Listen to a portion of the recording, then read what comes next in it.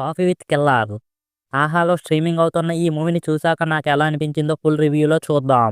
ముందుగా movie story line విషయానికి వస్తే, ఒక ప్రొఫెషనల్ హిట్ మ్యాన్ అయిన టెంపర్ రవి ఒక కాఫీ షాప్‌లో ఒకరిని హత్య చేయాల్సి వస్తుంది.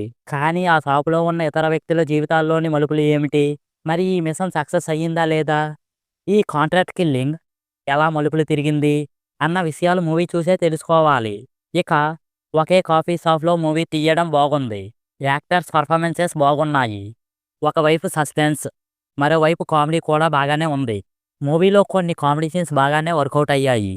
మూవీ క్లైమాక్స్ సీన్‌లో సస్పెన్స్ బాగుంది. ఇవి మూవీకి ప్లస్‌గా చెప్పవచ్చు. మూవీ మరింత ఎంగేజ్‌గా తీసి ఉంటే బాగుండేది.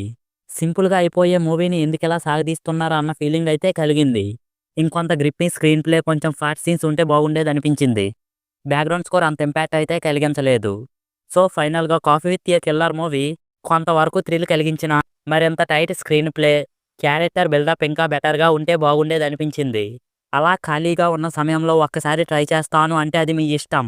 సో ఇది guys 'coffee with a Killer' movie review. నా రివ్యూ ఎలా అనిపించిందో మాతో కామెంట్స్‌లో షేర్ చేసుకోండి. మళ్ళీ ఇంకో మంచి వీడియోతో కలుద్దాం. Thanks for watching. జై హింద్.